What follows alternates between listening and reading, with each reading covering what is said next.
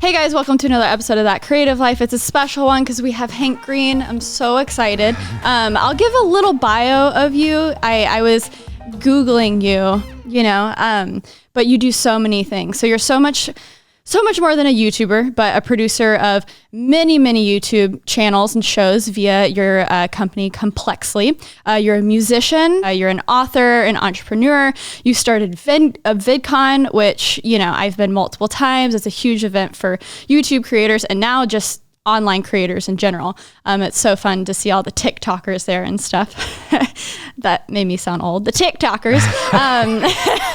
But it started in 2010. And did it start with 1,400 people? That's what Google says. 1,400 people is as far as I know the right number. Yeah, perfect.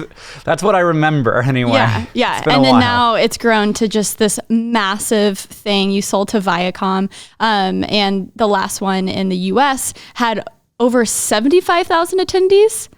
Yeah, so that's like day level attendees. The way that you count in conference world is you count like how many people are here day 1, day 2, day 3, and you add all those up. So it's not 75,000 uniques, as we would say in the business. Gotcha. Amazing. It's page views. And so, that's kind of, did I miss anything? I said author, right? Author, musician, many things. Yeah, that's I can't keep it all straight either, if we're being honest. I regularly go to my own website to see what I'm doing. Yeah, so I'm excited to dive into all of those. I think maybe we should start with butt is legs. Okay, so I have a podcast, I have several podcasts, but I have a podcast with the SciShow team called SciShow Tangents, and at the end of an episode of Tangents, we have a segment that's called But One More Thing, and it's a butt fact. We have a different butt fact every episode.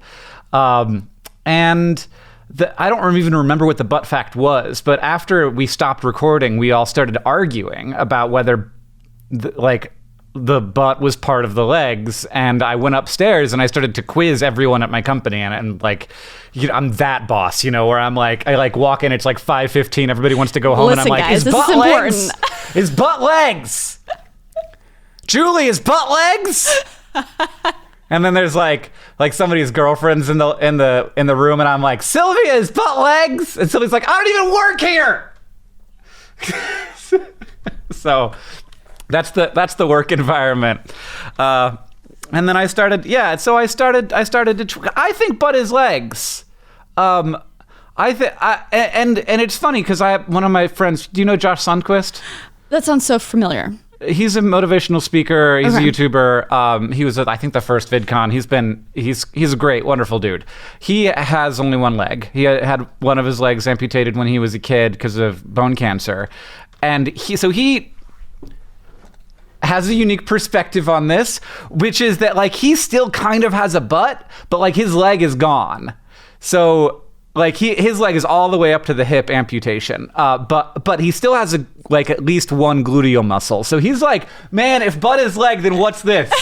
What's this? But there is a lot there. What we learn from conversations such as these is the hot dog, a sandwich, a cereal, a soup is butt legs. Is that it's all very complicated and messy, and I like the ways in which the world is complicated. I think that butt is leg because if I stand up and I move my, and I just sort of put my hand on my butt and I move my leg around, it feels like that's part of the whole system. So that's a good point. And I'm so glad we addressed this right out the gate. Right. Yes. I think it's a really important way to start. So thank you for that. But what's so amazing about not just your, Complexly, all the shows underneath it that are super educational, love them. It all started with the Vlogbrothers channel. And I just watched your video on horses and where they came from. And I was like, this is so interesting.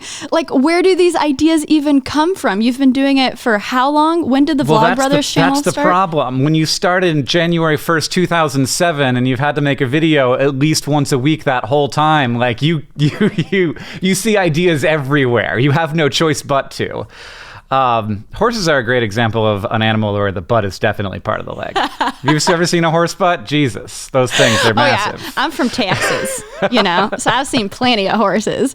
So take me back, let's bring it back to Vlogbrothers. What were you doing in your life that you were like, hey, this YouTube thing, let's try it out, you and your brother. And for some context, you and your brother are the biggest overachievers ever. for some context of who John Green is, he's written The Fault in Our Stars, one of many of the novels he's written. And so where were you guys in your life to start that YouTube channel? Well, I was a blogger at that point professionally. I also was doing like freelance web development and design, as nerds did in the mid 2000s. But my primary gig was I was running my own website. That was a environmental technology blog. So all of our money came from getting on Dig and Reddit. Like that was the biz back then. And so I wrote like sort of clickbaity posts about electric cars and solar panels and stuff. And that was great. I liked it a lot. But it was very flexible. And also I kind of recognized that the market was getting weird. That like ads were different, that, a lot of things were consolidating. I was spending more time writing for Yahoo News and Tree Hugger than I was for my own site. And also I was sort of getting tired of clickbait. So like I could have kept doing it. I probably would have kept doing it for a long time, or I would have gotten a job at some other publication writing. And my brother at that point was a professional author. Like that's what he did full time. And he was really obsessed with Lonely Girl, which was this very early vlog that turned out to be, it was a huge conspiracy that was like, is this real? If it's fake, then that's okay. But if it's real, then this girl might actually be in trouble. Yeah. And Zay Frank, of course, was a huge inspiration and was operating all throughout 2006. And John was super into that stuff. And he was like, hey, I think we should make a video blog together. We should do it for a year. We should make a video every day. We'll trade back days. We don't really like hang out very much. We don't really talk very much. So like we could be brothers again. And also like, I think he had some thought that he sort of already had an audience because of his books, Small. This was way before The Fault in Our Stars. So there was sort of an audience there, sort of maybe a marketing opportunity there for his work, but more like this is really weird and cool. And because, so this has always been the case in our brotherhood. Like if John thinks something is good, then I think it is great. And that's like sort of a younger brother thing, I think, where like anytime John was like, you should listen to this song, I'd be like, I listened to it 10,000 times. I'm obsessed. I can play it on the guitar. I can play it on drums. I can sing every note. So that, and because of that, I think that I was the more obsessed one, even though he was the door into it. And I just became super, super interested, and I felt like immediately in 2007 and 2008 that this was going to be like culture changing stuff, and I didn't really understand how. Like I would never have predicted what happened, but I definitely knew that it was going to be as big of a deal as TV, and that being in on the ground floor of that, being part of the shaping of the culture of that, would be, a once in a lifetime opportunity, and also like something that I would always get to feel good about forever. And even if I never did anything again, it would be like, I did that. Yeah. Now I can go to my normal job at the grocery store. Yeah. Yeah. Things escalated pretty quickly on YouTube, right? Yeah. But I was maybe a part of like the third wave. There's been so many waves, but I kind of grew up watching you guys. One of my my biggest inspiration was actually Grace Helbig. She was the first one who I watched consistently, because YouTube was always something I looked up for tutorials and stuff. I never saw it as entertainment until Grace Helbig. And so can you talk to kind of that initial community and what it was like, what it felt like? I mean, because it has changed a lot. Yeah, well, I mean, the big change is that it's just so big, and so like, and part of that bigness is just its bigness, but part of it is that it's just more types of people.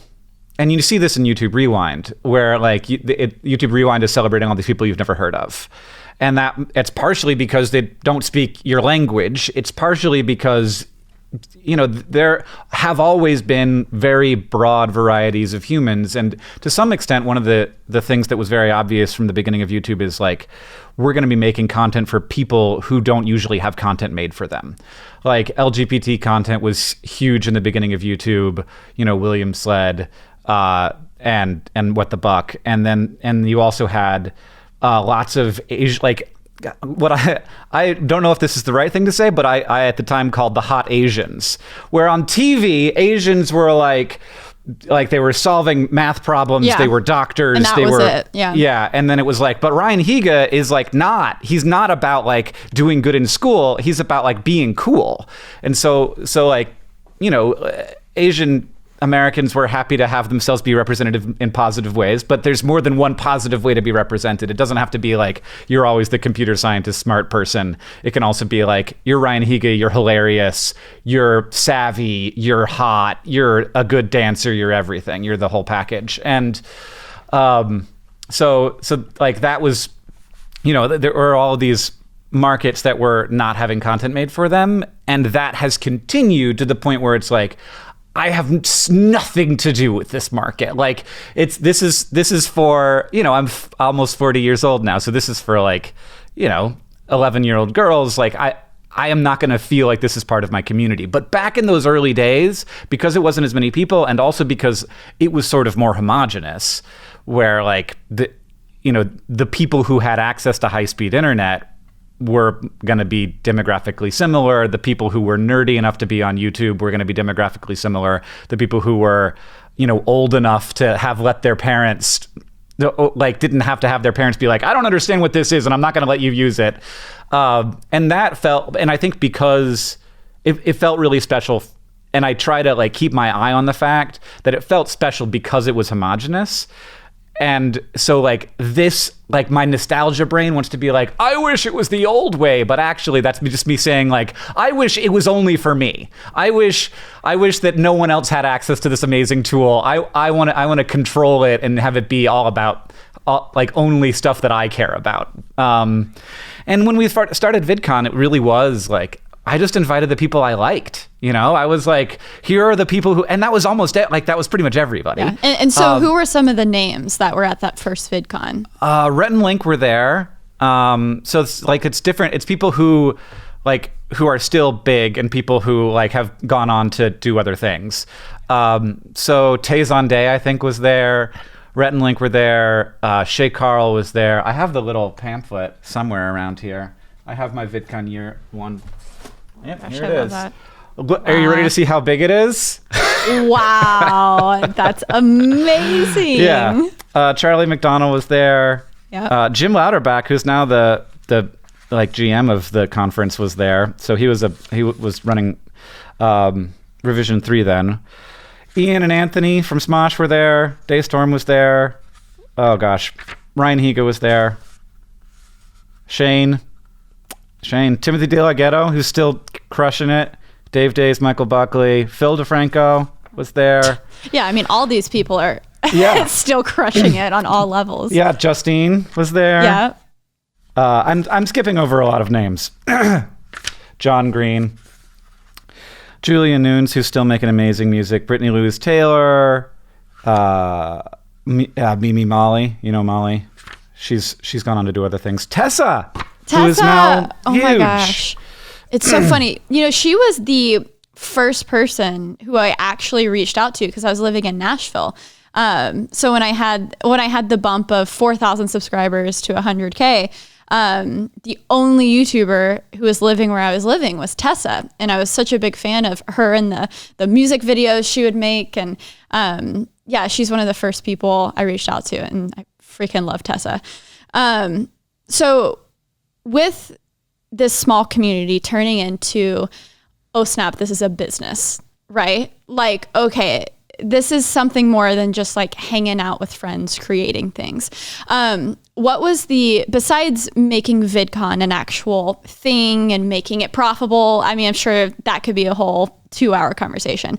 What was your first reaction to like what you need to monetize? Is it like video sponsorships? Was VidCon your first path to like profitability? What was that first thing that you paid attention to? Well, it wasn't VidCon. The first year of VidCon, I think that all of us combined took home $10,000. So that was split between like 5 people, which is a great payday. But in perspective of, yeah. But like it's not gonna like cover the year's expenses. And But we were making money before then, and I remember getting the email from YouTube saying you're in the partner program. We were in the second round of people invited into the partner program, and there was all this you had to get on the phone and have these conversations and agree to all these copyright things, and it was a whole thing. Signed contracts, and now they're just here's your money. Exactly. You did it. You got the right numbers. don't screw up. Check. Exactly. So that when I go back and I look at because your tax return tells you your last 10 years of income on it, and I did that in 2017 or 2016 when I could still see my 2017 my 2007 income, and I was shocked. Because I never felt, and part of this is because I am lucky and my grandfather was a businessman, and so I had a cushion, a just in case cushion that was enough that I could screw around and try stuff, and I never dipped into it, but I knew it was there. But that year I made 16 grand. So it was but it never felt tight. My rent was $500 a month. I ate macaroni and cheese and the old cakes, grocery store old cakes, where they're we need to get rid of this cake. Oh, and literally you're old cakes. Yeah. I was what brand is that? Is that zebra cakes? Yeah. That is so we made funny. this cake and it's it's on the edge. And so it's $3 and it's a whole cake. Wow. So and that felt like luxury to me, where I was I was out, I was living on my own, and I could eat a cake whenever I want. I was 27 years old. I shouldn't have been eating old cakes, but I wasn't making great money, and it's possible that I also didn't report some income. I had some money from my freelance stuffs, and just the life of a law. Freelancer. Yeah. It's I have to pay quarterly. Okay. Oh God, quarterly. And it's I've had some big years and some smaller years and it's pay your quarterly taxes based on last year's income. And I'm I'm not making that kind of money anymore. My life is different now. That's the exact conversation I just had with my accountant. I'm listen, I did really well last year, so I can kind of chill and focus on other things this year. So I am not paying those estimated quarterlies. Yeah. So God, that life, that creative life. Yes. Boom. So to us, the first time money came into YouTube, and this was before pre-rolls. So this was when you were just getting those little pop-ups on the screen, and then they'd share the ads that were in the sidebar next to you. The CPMs were dirt, but we were we're making money off YouTube. So that was at the time that felt like a bonus. This YouTube thing wasn't full time. Were you still keeping up your blog? Yeah, I was still making most of my money from the blog. I was making money from doing web development, and I was just piecing it together. And it was kind of it was just I was just out of grad school, and I was still living my grad school life. In grad school, I wasn't getting paid at all. So this was just it's infinitely more money than I had then. Yeah. But so then as the partner revenue continued to climb, and as the Vlogbrothers channel got bigger, eventually I think maybe in 2009 stopped doing the blog full time and transferred into being a YouTuber. And it wasn't until, and I had also started dftba.com by then, which is the other company I am CEO of, which is a merch company that works with creators. And that business model has changed dramatically over the years. We were literally a record label at first, and the majority of what we sold was CDs and iTunes stuff. So that was where most of our money came from, which is not the same. We still have some CDs in the warehouse. There is a shelf, and one singular shelf. In an 8,000 square foot warehouse, there's a shelf of CDs, and they still occasionally one will go out the door. We sell more vinyl than CDs now, which is it's coming back. Wild. So I'd started that by then, and that was making some money, and through merchandise we were making some money through selling CDs. And John has always been more worried about money than me, despite the fact that he's always had the stable income. And that, changed a lot in 2014 when The Fault in Our Stars came out, and John was sort of like quietly aware, and I was kind of oblivious to this, that like he needed money never again, and I still kind of did. And so like there was never a tension about that, but I think in part because John like was very aware of it and did his best to like make sure that wasn't a thing in our brotherhood, because like that can be a thing, Yeah, it's crazy running a channel, running something that is tied to your livelihood with another person is a unique experience. And I'm sure you've encountered some hurdles with that. Yeah. And I like, it's not unusual, Rhett and Link, Smosh, the Gregory brothers, the Fine brothers, there's lots of people who sort of like were able to do it because there were two of them or more. And I think that actually really helps, because it means that if you can trust that other person as if they are you, and you understand their abilities the way you understand your own abilities, and you know that they're not going to ever screw you over because your family is more important than your TV show, then you basically have twice as many hours a week to make stuff. And like that's like what I wish I could do, just replicate myself. Exactly. It's a competitive advantage over all these schmucks with only one of themselves. I know. I mean, I definitely want to talk about hiring, because that's delegation is probably the hardest thing that I've had to do. And so with that, okay, so there's Vlogbrothers, there's VidCon, there's the merch company. What was the first show that you developed outside of you and the Vlogbrothers? I don't know. My instinct is to say it was the Lizzie Bennett Diaries, but I'm not sure if that's correct. I think it is. It's crazy how many there are, Hank. Yeah. When that came out, 2012, it kind of all happened at the same time. I don't know. When did SciShow start?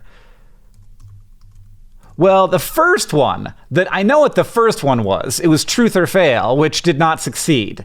It was a trivia show, which I love and have tried to resurrect. That's a good show name, Truth or Fail, yeah. Yeah, so Truth or Fail was an annotations-based trivia game where I would be like, here's the question, and like it's a true false or it's like two facts and one of them is true and one of them is false, and you have to click on the true fact, and then like it takes you to the next video, and either I'm like, you got it right, or I like, you got it, and it's just like seems like a lot of work, so maybe it was it's okay. a huge amount of work. Maybe it's okay that it didn't succeed. And it happened, so like the part of why I liked it is like for one view you got all these impressions, so you'd get 10 impressions per playthrough.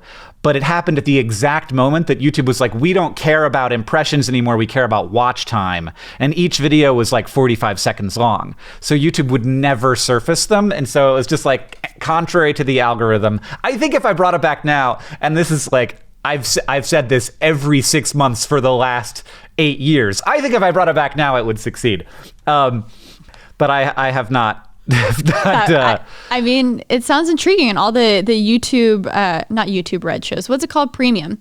There's a lot of interactive stuff now with. I'm blanking on his name. The gamer guy did one. Yeah, I mean that's really cool. I watched a few of those. Yeah, so I think I absolutely and then he shared his stats from that day, right? And it's just like because there's like you get multiple impressions for every view through. I'm trying to find how old SciShow is, because I think it's probably like the ones that are still around today. I think SciShow and Crash Course basically started at the same time, and they and I think that SciShow started slightly beforehand. So this episode was December 2nd, 2011. That was a little bit before Lizzie Bennett Diaries. It all sort of happened at the same time. Yeah, and SciShow and Crash Course were funded by Google as part of their YouTube original programming grants. Okay. Awesome. And what was the reason that you felt so passionate about, I mean, this is like online education. You learned something, right? I mean, was there something in your past that, like for me personally, sharing the creative process came from, oh my gosh, I haven't learned anything beneficial to what I want to do in school. If I can like siphon off all this information from other people and share it with the world, then like, hey, that's exciting. What was your kind of reason to go the more helpful route with your content? I mean, you don't mean as opposed to yours, right? Because your content is extremely helpful. No. Oh, thank you. Yeah. Thank you. Okay. Just but because just compared there's so to most many content on YouTube. Yeah, okay. I was trying to be delicate with it. Yeah. Well, I think so there was a few things that went into that. One, like when so I think the statute of limitations is up on this, and I can go ahead and say it. When YouTube's original programming grant, they had this $100 million that they were like, we're going to make high quality content on YouTube. We have a problem, like they saw this as like as an issue with the platform. We don't have enough stuff that looks polished and fancy. Unilever and Johnson & Johnson are looking at this and they're saying, this doesn't look like something we'd like our ads next to. So we need to make YouTube look shinier. And so they were going to put $100 million into this. And we got an email, and it was like, okay, so here's the situation. And they didn't say this, but this was clearly the gist of it. We put together this $100 million, and we decided to give all of that money away, and we didn't ask any YouTubers. We only asked Hollywood production companies, and we have gotten feedback that is going to be seen as very negative in the community. And I'm like, yeah, you think? Yeah. Oh, I'm shocked to hear people might find that as. But honestly, that sounds like some good self-awareness from the get-go. Sometimes they struggle with that even today. Yeah. So they were like, "You have a week, put together a deck." Wow. And so like we got that email, and I think Rhett and Link and the Fine brothers and Philip DeFranco got that email, and a few other people got that email. And we put together a deck in a week, and I had a list of like 30 shows. And they were everything from model trains to Pilates. Like I was going just spray and pray, like anything. Yeah. And John was like, okay, what are we good at? And at that point, we'd done some educational stuff on the Vlogbrothers channel because, as I said, I think earlier in the podcast, like when you've been doing, like when you have to do it every week, you just do whatever. And so I did a video on the circulatory system once because I didn't have another idea that week. And like my undergrad is in biochemistry. I have a MS in environmental studies. I'm overeducated. Also, I knew that we were going to keep getting older and that we would be less cool as time went on. And so like one thing you can be less cool at and still succeed at is educational stuff. It's very thoughtful of you to think of that when, you're in your 20s. Yeah, I was very aware. Yeah. Well, first of all, first year on YouTube, I was 27. So I was married. I had a job. I had other jobs. Like I'd had almost a whole career already, in that millennial way where it's like, you're 27, you've gone through your first career already. So I'm barely not a millennial. I think it depends on how you count. I'm like on the other side of the spectrum with 94. Yeah. Cause I was 94 and I think it starts at 95. Yeah. And then I think that like there's also the social good component where it's like, if we're going to get $1 million from YouTube, like what's the right thing to do with it? And we didn't get $1 million for one show. And we pitched 2. We said, we'd like here's SciShow. It's like science news. It's like looking back. It's like profiling science, like historic scientists and just like interesting science stuff. And here's Crash Course. And it's like pretty, like it's very clearly attempting to help teachers and students with current curricula in the US. So one is sort of more like pop and, like clickbait. Crash Course is unlike every YouTube channel I've ever made in that most of the views come in the like years after it gets uploaded. Like Crash Course Engineering was getting 20,000 views a video when it was uploaded. And now all of those videos have more than 1 million views. It's just search. People are like, I am taking this class now. No one wants to watch a video about physics for on Tuesday. They want to watch a video about physics the day before the test. And we can see in our graph, on our viewership graphs, like midterms when and stuff. AP tests are. Yeah. It's just like, whoop, I guess it's AP week. And then for years of running Crash Course, I'd always get really worried. I'd see like our viewership was crashing and I'm like, what's happening? It's summer. Their kids aren't in school. This channel is different.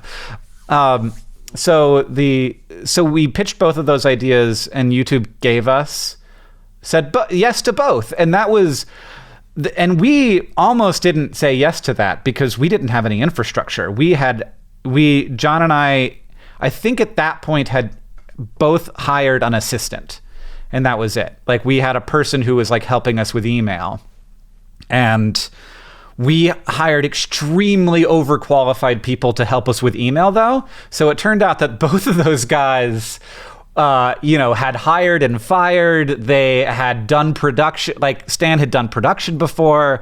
Michael Gardner had run businesses. He was the executive director of a nonprofit before I hired him as my assistant. So did they just want to be close to the action, this new YouTube thing? I think that's part of it. Right. That was part of it. I think part of it was like, for Michael, that nonprofit that he was executive directing, couldn't afford him, basically. And he recognized that, and he was like, I want to be on your board. I don't think I should be your ED. And so he took this opportunity, and I interviewed 2 people for that position, and I had 3 people in the final applicant pool, and one of them was Emily Grassley, who went on to host the Brain Scoop and now works at the Chicago Field Museum, and is a big YouTuber. So like at that point, she was just a grad student, or maybe even just undergrad. So she would have killed it if I had hired her. And the other guy I hired, I got him into my house because I did the interviews in my living room, and I was like, this guy, I'm scared to have him in my home. So I got very lucky. Things basically. To think about. Yeah. When running a business out of your home. Because I mean, YouTube was that in the beginning. There wasn't this pressure, but all of a sudden, I guess when you get funding from YouTube, that changes things. So we went from basically 0 employees to our first 2 hires, and then those 2 hires helped us hire the next 6 to 8 people, and that is the team that we did Crash Course in SciShow with that first year. Amazing. Okay, let's talk about hiring. Mm-hmm. Because Hank, I personally need advice. I think for a while now, the past maybe half a year, I've been kind of just low key, help, hiring is hard. But I finally added some process around it, and that's what I think lacks a lot with creatives. So first of all, would you consider yourself a creator first or an operator first? I'm definitely not an operator. I think that I am, if of those 2 options, I am a creator first. But I think that part of my creative life is my executive roles and my strategic roles. So that is much more I need operations help. All of my companies have COOs that are much more involved in the day-to-day business than I am, but I don't see any of those people as CEOs. And I hopefully I am right in that I feel like I'm necessary in the CEO role because of vision and strategy stuff. But that's also figuring out who to hire. It's also fixing HR problems, all that stuff. Is part of my role and part of what I do, and I find that stressful, but I also find it creative. They're big problems to solve, and you have to figure out how to solve them. So I kind of see a blend there, but I am not an operations person. And maybe I could be if I had less stuff to do, but it has to be granular, and you have to be paying a lot of attention to the numbers, and I can use a spreadsheet, but I'm not anywhere close to the level of proficiency in Excel as all of the people who I employ to do that. Oh yeah. Yeah. Since you started as a writer, web developer, and now you're making videos, and all of a sudden you have to hire essentially a production team, right? And so do you think it was, because video is hard, right? There's a lot of things that are involved with it. So yeah, especially you're gonna, if you have video people to hire, you're gonna be okay, forget everything you've learned with YouTube now. Exactly. Yeah. And what's been so unique in my journey with hiring is they could be amazing editors, but they don't know how to jump cut properly. That has been the biggest challenge for me. I when I started my company, I made a tutorial video on how to edit a vlog. I was like, I know this sounds basic, but you're gonna have to watch this video about how to do a J cut in a vlog. I'm sorry. Like, you can't leave that dead space between the jump cuts. You just can't. The next word has to start before the cut ends. Like, I'm glad it's not just me. I feel like I'm shouting into this void of like, you don't understand. YouTube editing is different. Yeah, no, I did. I 100% did that. I like went through and I edited I edited a SciShow video.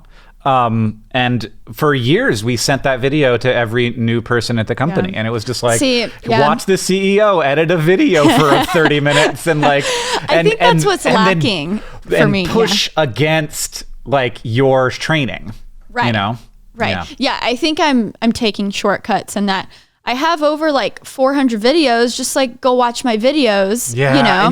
But like the thing is, like no one who like watches a video knows that like you're doing like overlaps. Right, and knows how tight a jump cut is. Right. You know, knows like the difference between like 2 frames this way, 2 frames that way. It doesn't sound right, and like. And audio popping. The whole point, and the whole point of that is that it's not noticeable. Like it's you're trying to create content that has no space for somebody to remember that they have an email they need to write, or that Reddit is there waiting for them with cats. And, exactly. And so like the process is different, and like it's created to have completely uninterrupted, like, you know, visual and auditory and information flow. Right. And that, you know, it's hard to see. Even if for a professional editor, it's hard to see. And so you have to teach it. Yeah. We teach it. So do you think that was the biggest thing with hiring in the beginning, is literally breaking down every single little thing, having one video, one Google Doc, whatever it is, to send out to every single hire, so you don't have to repeatedly build into different people? Yes, I think that is really valuable. And we, you know, we're a video production companies. So like we know how to make videos, right? You know how to make a video. And I think it's like, that's leaning into the like what you're good at, you know? It's saying like this, I know how to communicate this way. And so I'm going to use that for my team. And it's so, you know, we don't do it that way anymore, in part because like SciShow and Crash Course have really like clear feels. And when people come in and they're doing it wrong, we can just like point to the episode and be like, see, this is the thing you didn't do right. But like we do still have videos that people watch when they come into the company. Like we have a security video that people watch, and it's like, here's how we do passwords. We never email a password ever. We, you know, like we basically like go through the protocols for how to not get hacked. And you know, we never put a password into a, like in our, you know, at this point in our team, like we have password managers, so people don't even know the passwords like they used to. But we have that video that everybody watches to make sure that they don't screw up our security protocols, because we did get hacked once. And we got invoice scammed at VidCon once, where they like people will send really realistic looking invoices. Google did this where they paid like $10 million to an invoice scammer. And it's just like, it looks like one of your vendors, and you're like, the vendor had sent in a thing, and like it's, you know, it's $2,000, so it's not a big deal. And then you just send it, and then you get another one for like $800, and you send it, and you get another one for, you get used to them, and you send one out for $2,500 and $5,000, and it's just like, wow. So maybe that's why those vendor processes with big companies are such a pain in the ass. It is. Everything, whenever something is a pain in the ass, you know, it's because some dick somewhere made it suck for everyone. So true. So true. So getting in the nitty gritty, what do you guys use for like approval processes? Are you all in like the Adobe Creative Suite and you sync everything? Do you use Frame.io for approvals? Like, what is the video production workflow? Is it all, you know, tiny teams for, you know, teams of 3 for each show, and everyone meet, like, what's the flow? So the flow is, at SciShow, as much as we can, we try to have one person own an episode. So we don't usually have them in there to shoot it. Sometimes they will be in there to shoot it, but like to begin the flow, scripting and editorial is a separate department. They are in charge of like making sure the script is good. Once the script happens and it is performed onto a camera, then the person owns it from receipt of the footage to upload. And so we don't have a separate upload team. We don't have a separate edit team. We have played with the idea of having like a sort of a ingest editor who's like handling that, because it's fairly low skill work compared with animation, and it's like using animators' time to edit videos isn't as efficient as it could be. But I like the idea of having people own the thing and do the description and do the tags and understand the whole thing from the beginning to end. And also, like, it doesn't really make sense to have an animator spending time uploading a video, because like that doesn't take no time, I'm always shocked to be like, I'm done with my video, and then I'm like, why am I still here? I've been done for an hour. And it's like, I was making the thumbnail, and I was trying to figure out a good title, and I was using YouTube's gigantic clunky upload system. But we have that in place kind of so that for quality control reasons at SciShow. And then basically we try to empower every person, and then we do have we send out an episode, and then we have somebody review it, and it's basically whoever has time to review it watches it, checks for typos, checks for things that are just like occasionally you start at a line and then you restart the line, and then like that first false start gets kept in the edit for some reason, and so like you're looking out for that stuff. And you just don't notice because you've been staring at it for 4 hours. And so we have that review, and that review is just a Slack message. It's like, can somebody review this? Whoever has time to review it, reviews it, sends the feedback on it, and then it gets uploaded. So a Crash Course is much more involved, and we use Frame.io, and I am not as familiar with it because I'm not a producer on that channel. And so that process, like Crash Course goes through so many approvals. Because like if we get a SciShow wrong, we can take it down and it's not a big deal. If we get a Crash Course wrong and we find out about it like 3 weeks later, it's a nightmare. And you're just like, you're in the YouTube editor, because YouTube has its like internal editor. You can only remove things. You can't add things. And you're in there like trying to cut so that the jump cut doesn't look too bad. I tried to blur my address before in that, and I ended up just blurring the entire 5 seconds. I was like, screw this. So, I mean, it's good to have that tool there, because what would we do otherwise? Except let me upload an alternate version of the video, please. Nope. So the Crash Course is and it has like the edit, and then the edit goes off to the animation team, and the animation team sends us their animations, which we put on top of the edit, and then that goes off to our consultant, who's has a doctorate in the topic we're talking about, and they watch the whole thing and they're like, that carbon atom is in the wrong place, and then it has to go all the way back to the beginning. So Crash Course is hard and very expensive. I mean, just listening to it, I'm like, that sounds exhausting. Quality content. Everyone go watch. That is crazy. And is everyone local to Montana? No. So we have some freelancers who are not in Montana. Almost never are our experts in Montana. Often our hosts come into the studio in Missoula or Indianapolis. We have a second studio in Indianapolis. And so like, that depends on various things, like the topic they're covering, but also where they are geographically. So we've flown hosts from the UK to do Crash Courses. We've also filmed in LA. We filmed Crash Course Entrepreneurship in LA at the YouTube Space. We filmed some shows at the YouTube Space. We filmed some shows. I don't actually know where we ended up filming Entrepreneurship. I don't think it was at the YouTube Space. I think we just leased a studio. So yeah, we do it all over, and our animation team is in Toronto, and that's not even our company. That's a separate company called Thought Cafe. And so our team, our like managing the footage teams are all in the same place, because shipping footage around takes forever. And we have to do it for our animation, but that's the only time when we actually like move footage from place to place. And but our editorial team has some remote workers. Our sales team, which is one person, you can't have a salesperson in Missoula, Montana, or Indianapolis. It's not going to work. So they're in DC, and so they can go to New York and LA really fast. Yeah. Yeah, that's something I wanted to ask you. Did you always know Montana? Like, first of all, why Montana? Is it your family? No. No, I lived here at the time. It was not a strategic choice, Sarah. Because I feel like, you're living your life. It'd be very tempting to pack up and be based in LA, right?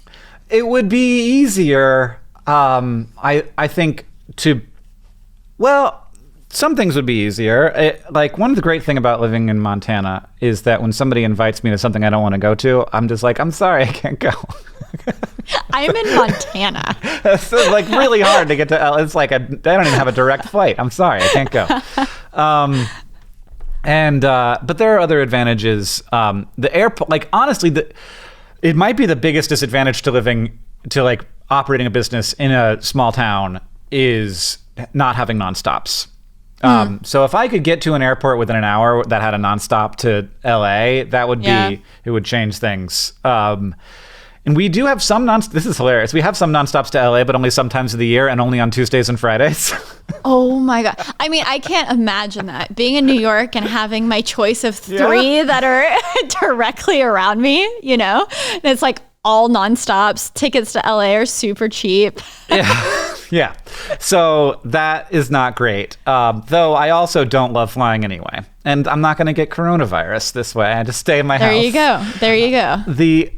So other disadvantages, the talent pool is of course smaller, but at the same time, we're not trying to hire 20 people a year. We're not that kind of company, and I don't have any interest in running one of these 10x startups that grows 10x a year forever and takes venture capital money and just grinds themselves into the ground for something that might not happen.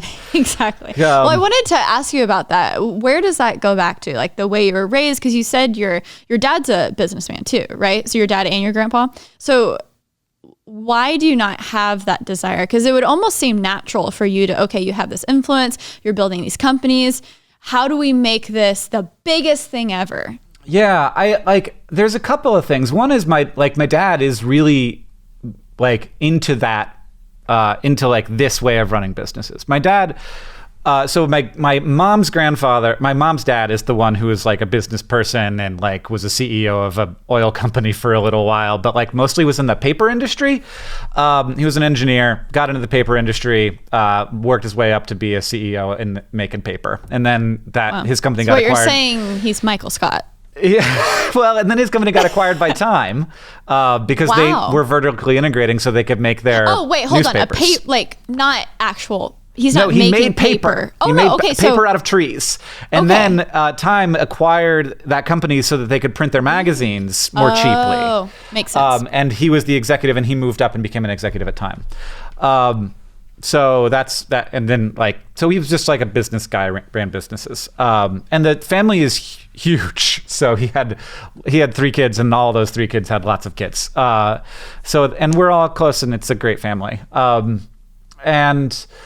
So it was real. I don't this is such a short podcast for all the ground we're covering, but my dad married into this fairly wealthy family, and he was very working class growing up. And I think that he has a really unique perspective on it from that, with that lens, where he, really wanted to make good for us, but at the same time, was really aware of and critical of people who were just wealthy for being wealthy's sake, people who got all this money and all they could do with it was get more money and never think about what they were doing on the way there. And my mom was the same way. She obviously they get along for a reason. And my mom was always very active, and she was a community organizer while I was growing up, and worked for the city and worked for Disney, like helping them on like sustainability initiatives. And my dad ended up working at the Nature Conservancy for a long time, and then he was in commercial real estate. So he knows all this stuff. My dad has done everything. He was a commercial fisherman. He was a taxi driver. He was a pilot. So it's ridiculous life. And like my dad, like he sends me these books on like, here's how you grow a sustainable business. And I've taken investment in companies, and I know that it kind of sucks. Like, you can't make your own decisions anymore. It has to be to some extent about, like what your investors want. And that means that like you have this other stakeholder. Like for us, we have basically two stakeholders. We have the people who watch the videos, and we have the people who work for the company. And that's very simple. Like, we have to take care of both of those people. And then when you have this third thing that's like, these are the people who are telling you that you have to sacrifice for those two groups for our benefit. I understand that that's necessary, and that like that is how the economy works in America, and like how else are you going to do it, right? Like, these are the people with the money, they have the power, you're going to have to like work with them. But if you don't have to, I don't see why you should. So if you can find ways not to do it, then you only have those two stakeholders. And two stakeholders is much easier to balance between than three. In any situation. It's why marriages are usually two people. Like, it's very hard. It's much easier to balance between the needs of two people than three. So, yeah. 100%. And yeah, so that is, I think part of it. I also I have been really, part of why I'm interested in business is trying to do it differently. And I think that that's really important. I think it's important for progressive people to realize, who might be sort of resistant to business because, of the damage that has been done by lots of, sort of profit first businesses, investor first businesses that they're a huge part of the world economy is the entire tech industry is like 7% of the US economy. It doesn't seem possible, right? And like a huge part of the economy is small businesses with 1 to 20 employees.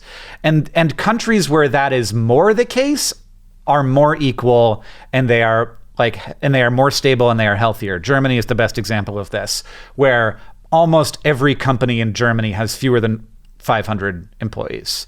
And and there are, there's Siemens, and there's exceptions to that, but there are so many of these sort of middle-sized companies in Germany where America is just not good at that, because as soon as a company has 50 employees or 100 employees, it gets acquired.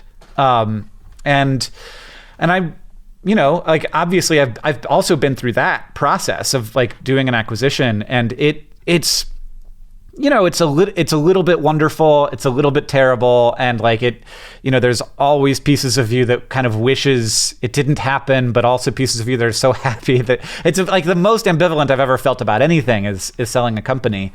And also the process itself is very terrible. It takes forever. Well, especially and you're with trying to run a company, and right. you also have and to do this other thing. Yeah.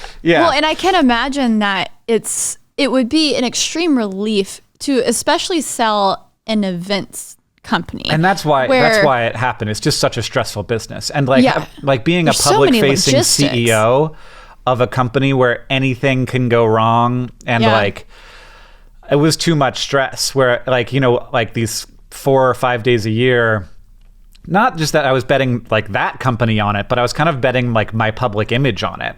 And so that's a kind of a selfish reason, but ultimately I the level of stress that I was experiencing was a little unsustainable. So I had to, and it wasn't good for the company either.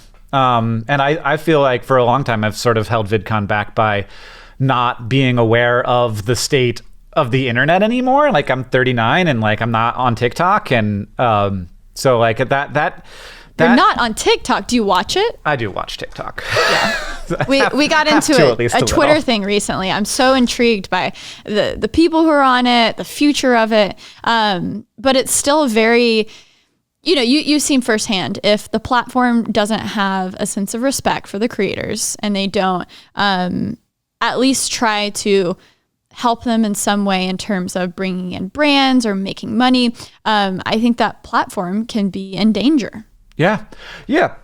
And like what TikTok is betting on right now is that it is so cool that there will always be people underneath who will come into that space. And like, if you say, I'm not happy with TikTok, TikTok will be like, okay, well then we'll start featuring this creator who is over the moon to be getting any kind of attention next in the feed. That won't last forever. And I think that we're like in the beginning of that transition now. And what ends up happening is that like creators get creators on their side.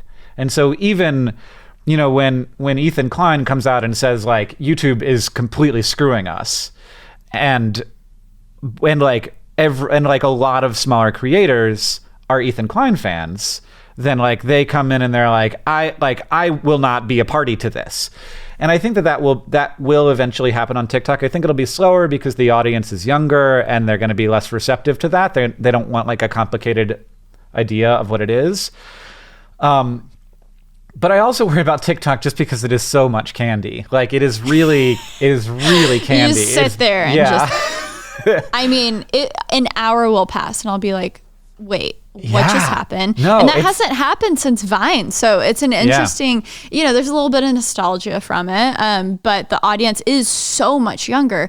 So sometimes I'll be watching stuff and I'm 25. So, you know, I don't know what to say about that, but it's the first time where I've been like, oh, I'm a little out of touch all of a sudden, you know? And it's a strange feeling. It's also the nature of the platform is so sort of mutational, and like there is always a new thing. And it's like, you know, those TikTok teens are super out of touch with the Twitter memes. Like they don't, you know, like we're all out of touch with something. That's true. Okay, thanks for making me feel better because I am on the Twitter game. Twitter is ready my place at any moment. Yeah. Oh yes. Oh yes. Yeah, you're old. Sorry, it happens. I know. God, title of this: SARA is old. So with all these different things, what are you most excited about right now? I think we talked about, you know, VC and bootstrapping and stuff like that. And you recently announced that you're giving away $50,000 in funding to a small business. So can you tell me a little bit about that? Because that's very exciting. Yeah. So I've realized at some point that like people would say to me, like, you're so like all of your businesses succeed. And I have like a secret tool that no one else has, which is like 100,000 to 200,000 people who support my work. Like VidCon, we were able to market it to those people and say, here's this thing that we're doing. And, you know, a lot of the people who went to the first VidCon were there to basically say like, I believe in you, Hank. And that's a really powerful tool that like no business has access to. And this is something I say to creators all the time. Like we all spend a lot of time marketing products that aren't ours. And you know this, you've heard this, like we should spend some time marketing products that are ours. And that doesn't necessarily mean t-shirts. T-shirts is fine. But at DFTBA, we don't think about t-shirts as like the growth industry. One, because like people are like a lot of our audiences are getting older and we don't wear graphic tees as much. But like the real growth is saying to creators, like, what's your product? You know, we want to help you make a thing that you believe in that's different and that's interesting. And that, you know, we've like all of our biggest products are not, you know, shirts. They're subscription, like pin subscriptions, or like Kurzgesagt does this amazing yearly calendar. This was all their idea. Like I'm not taking credit for that. That like, you know, is basically a tentpole event for their channel now. So like, what is the thing? And like for us, that was VidCon, and it was Crash Course in SciShow, and it was the Lizzie Bennett Diaries, and it was DFTBA, and like these things were supported not just by like our ability to put a little bit of money into it, which was like not the secret to the success. It was supported by the community. And so what I want to hear is like somebody with a different perspective than me, different skills than me, what product is out there or what business is out there that like we can lend our support to, whether that's like actually helping it with design services or marketing services, or it's, you know, just saying like we are all now brand ambassadors for this company. And like, in exchange for that, like, we are the business accelerator. In exchange for that, we want you to give 10% of your profit to charity forever. And I which is a bold statement. I don't know if this is gonna work. It might be a terrible idea, but I don't think I wouldn't want to put like all of our energy behind something that wasn't doing that. Like DFTBA now gives all of John and I's profit goes to charity now, because like that's what we like. That makes that business much more interesting to me. If like every time we sell a shirt, like money goes to Partners in Health to build the like a hospital for pregnant women in a place where 1 in 17 women will die in childbirth, like that is much more motivating to sell that shirt than like, oh, I'm gonna get an extra $6. Like that's not what I at this point. I part of the advantage of living in Montana is being able to see the difference between there's a huge difference between $1 million and $2 million in net worth. Whereas in some places, I think that difference is completely invisible, and that it's just like and there's a huge difference between making $100,000 and $200,000, and a huge difference between if I lived in New York, it would be so easy to have all of the money that I made just evaporate. And places like that are designed to make you feel like you don't have enough and to always have a service for the next level of income. Nowhere in Missoula, Montana, it is anyone assuming that someone has that someone makes more than $100,000 a year, because not very many people do. It's just not economically efficient to create systems to absorb that much capital. Well, in New York, in terms of how many people are here in such a small little island, and then it was ranked like the number 4th biggest city for millionaires, just out and about. So it is interesting how that attributes to everything, the way you feel, the way you need to run your business. And I'm sure in Montana, you're not paying up to 50% taxes. No, it's lower. Yeah. So there's that. And I mean, taxes is part of it, but so is cost of living generally, obviously very different. And cost of running a business is lower because your employees' cost of living is lower. The cost of renting a building is lower, or buying a building. Really a huge advantage is I am ambitious enough on my own. I want enough on my own. I have enough of this drive on my own that I don't need to be in a place where I'm comparing myself constantly to people who are doing just a little bit better than me, or even a lot better than me, and feeling like I don't have enough, even though I have way more than enough. Yeah. And it's really good self-awareness. well, I think that if I hadn't been here when I did it, I wouldn't have it. Right. And all my I have friends who are school teachers and farmers, and who will work their asses off and make the normal amount of money a year, and it's to ever feel like I only ever feel like I have too much, and that's the right way to feel. Because of that, do you ever feel, because I'm the type of person, I don't know what word you would put to it to describe it, but because I've had many years of my life striving for the dream, right? And that I grew up in a culture of just say yes to everything. You're going to attract more serendipity, and it's done well for me. But now when I have this platform and I have opportunities coming in that make me money, it's almost like I can't turn it down, because what would 18-year-old SARA say? Because she was starving for that. Yeah. So it's this insane cycle. I did a whole talk on this. You did? Okay. Well, please tell me your insights. The talk is, I entitled it "Fuck Your Dreams," and the main takeaway is you have no obligation to your former self. They're dumber than you, and they don't exist. Wow. Dropping truth. Yeah, because it's subconsciously I'm oh my God, that Sarah who is in Nashville and only eating oatmeal and wanted to drop out of college so bad, she would never say no to this brand deal. Well, what I would say to you today is not I think that like loyalty to ourselves is important, and I think that like understanding our journey is important. But what I will say to you is like, say yes to things that you like are gonna enable you and like enable you to do the things that you want to do, and like absolutely, and drive. Like I think that like, so I can be internally critical of like hustle culture and like, you know, push, but like we need fuel, and if you don't have fuel, you don't get out of bed. So like everybody has some fuel, and so like find the sources of fuel. And when they are healthy, hold on to them. And when they are unhealthy, recognize it. And I'm not saying that you're never going to burn unhealthy fuel. I do it too. A lot of the times when I have been most productive and done the best work have been when I was feeling inadequate, or like it was revengey because like people I hated were succeeding, and like those things are unhealthy, absolutely. But recognize it when you're doing it, and know that it's not going to sustain you forever. And then like find the healthy fuels too, because there are lots of those, and those can be like being part of a cool, interesting, big story, or helping other people. Like you were talking, like I think that part of the reason you like doing this podcast is because it helps other people succeed in their creative endeavors, and find a way to sustain their creative ambition. And like that is a wonderful feeling, to be able to make stuff that people like.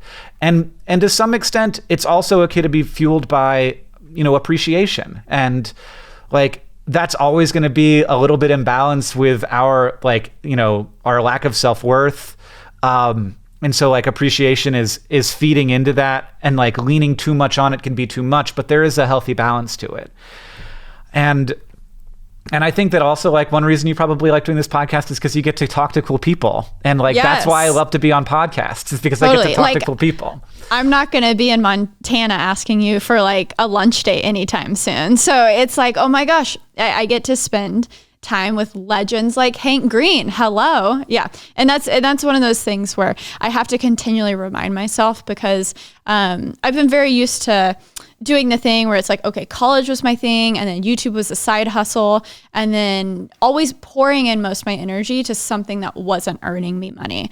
But then once those things become your job, it's like I always need another side project. And so this podcast has now been 70 episodes of me just like, you know, hiring an editor to figure it out. And now 70 episodes in, I'm like, you know what? It would be ideal if I could get back that like $2,000 a month that I'm like spending on just like editing and stuff. So it's selfishly, it's been really fun and really cool to have these conversations. And now I'm like, okay, maybe we can introduce some sponsors. Yeah, absolutely. Well, I mean, so like there is a part of that is personal strategy. It's like, I don't want this to feel like work. And there's part of that's business strategy. Like we never launch a channel with sponsors. You know, we want to like try it out, see it, like give it every opportunity to succeed and not have any barrier. And we want people to know that we're doing it not just to make money, but because we want this content to exist in the world. And, you know, I think we've just done a whole season of Journey to the Microcosmos without an ad. And we just started talking about our first ad. Tell me a little bit about that channel. Because how did you get the idea for that? Holy smokes. I watched a YouTube video. It had like 2 million views, and it was a video of a cell dying in a dramatic fashion. So, you know, oftentimes cells will die and their membranes stay intact, and like everything sort of turns to goop inside, and then they eventually break apart.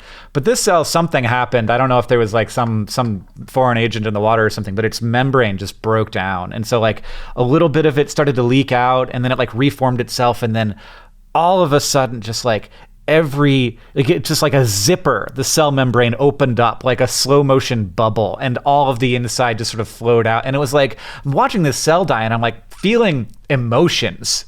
I'm like worried about it. I'm like, you know, this happens literally billions of times every time you brush your teeth, right? And so like there should be no connection to this. And I watched it, and I was just like, it has 2 million views. It's beautiful. It made me feel.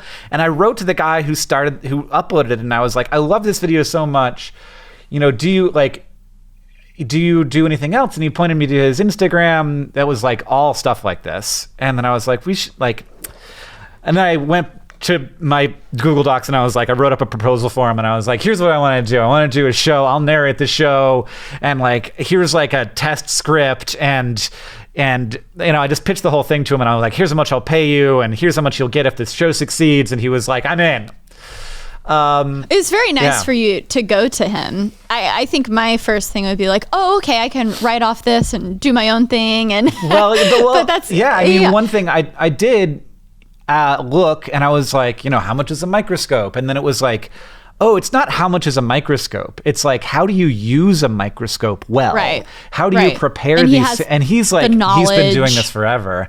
So that did occur to me. But like we have done these co-productions before where like people in the world have expertise. They have shining personalities and just go to them and be like, hey, you want to do a YouTube show?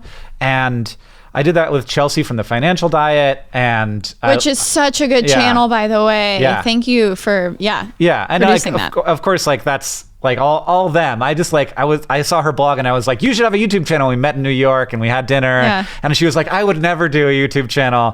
I don't want to put my face in front of stuff. And I was like, that's ridiculous. And she's so good with it too. Well, and I said to her, okay, and then she wrote me back and she was like, I'm wrong. I want to do it. I was wrong. I lied to you.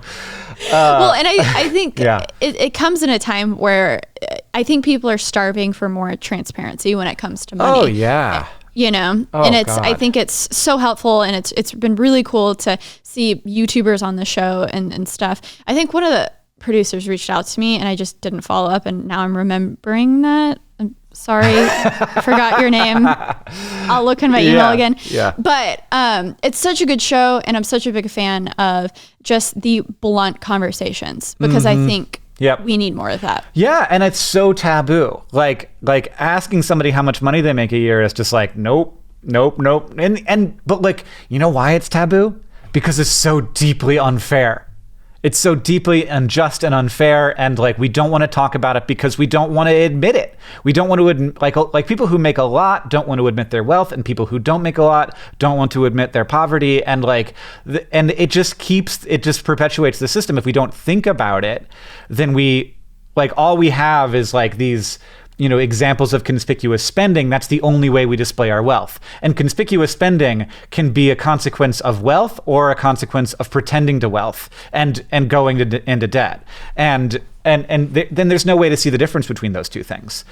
And to me, conspicuous spending is, I try not to judge because there are lots of cultural factors that go into this, but it drives me nuts because it is just creating a void inside of someone else to fill up your own void. Yeah. And that's all it feels like to me. And I'm just like, ah. Yeah. But I also am very, multi-generational, fine. So. Right. Yeah. I mean, and it goes back to that. It's crazy because I have both my grandparents on both sides, and, my grandparents were the ones who went from insanely poor to having all of these different businesses and building up. Now my grandpa has had a construction business, and my mom's side, or my dad's side, those grandparents are both doctors, and they were dirt poor, put themselves through medical school, but it's they had those opportunities in the 1940s, right? And so it really does go back.